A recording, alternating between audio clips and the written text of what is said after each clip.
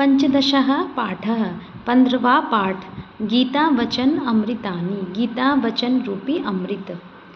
त्वं तुम आदिदेवः आदिदेवो पुरुषः पुराणः पुराणपुरुषो पुरातन पुरुषो त्वं तुम अस्य इस विश्वस्य विश्व के परम निधानम परम आधार हो।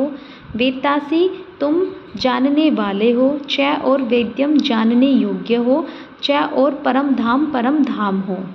त्वया तुमसे हे अनंत रूप त्वया तुमसे विश्व ततम व्याप्त है। यह संपूर्ण हे अनंत रूप तुमसे यह संपूर्ण विश्व व्याप्त है। यदा यदा जब ही निश्चित रूप से धर्मस्य धर्म की ग्लानि हानि भवती होती है।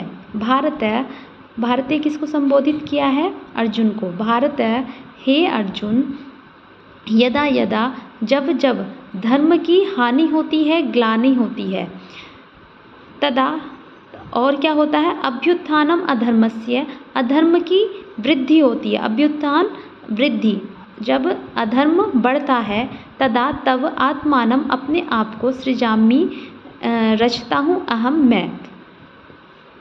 परित्राणाय साधूनाम, साधुओं के परित्राणाय, साधुओं के विकास के लिए, साधुओं की रक्षा के लिए, च और विनाशाय दुष्कृताम, दुष्टों के विनाश के लिए, धर्म संस्थापनार्थाय, धर्म की सम्यक स्थापना के लिए, संभवामि होता हूँ, संभवामि उत्पन्न होता हूँ, युगे युगे युग युग में। सुख दुखे, सुख और दुख में, लाभा लाभो, लाभ और हानि में, जया जयो, जया और पराजय में, समय कृत्वा समान रहकर, ततो तब युद्धाय, युद्ध के लिए, युज्यस्व तैयार हो जाओ।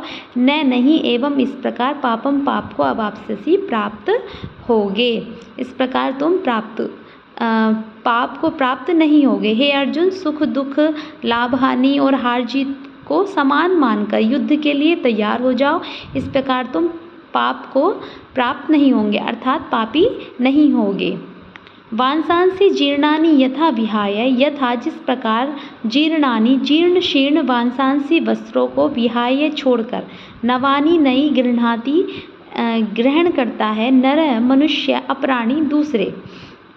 जिस प्रकार जीर्ण शीर्ण वस्त्रों को छोड़कर नया अन्य ग्रहण करता है नरो मनुष्य, तथा उसी प्रकार शरीराणि विहाय, शरीर को छोड़कर, कैसे शरीर को छोड़कर? जीर्णानि, जीर्ण शीर्ण शरीर को छोड़कर, अन्यानि दूसरी, नवानि नई, देहि देह संयाति प्रवेश करता है। कि उसी प्रकार जो आत्मा है, जब ये जो हमारा शरीर है, जब हमारा शरीर जीर्ण शीर्ण हो जाता है, जब बुढ़ापा आ जाता है, तो तब क्या करता है? इसको छोड़कर क्या करता है? वो नई देही में, नई नवीन देही में, अन्यानी दूसरी नई देही में संयाति प्रवेश कर जाता है।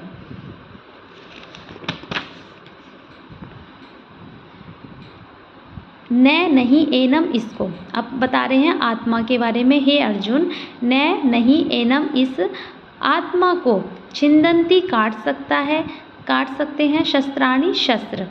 न नहीं एनम, इसे दहती, न नहीं एनम, इस आत्मा को दहती जला सकती है पावकः अग्नि। न नहीं च और एनम, इस आत्मा को क्लेदयन्तु आपो, क्लेदयन्ती आपो, जो जल है वो गीला कर सकता है। न नहीं शोषयति, सुखा सकती है मारुतः मारुतः मतलब वायु। कि इस आत्मा को न तो शस्त्र काट सकता है, न पावक है अग्नि जला सकती है, और न जल गीला कर सकता है, और न मारुतः जो हवा है उसको सुखा सकती है। कर्मण्येव अधिकारस्ते, अब श्री कृष्ण अर्जुन से कह रहे हैं कि तुम्हारा कर्मणि एव अधिकार है, कर्म करने पर ही अधिकार है।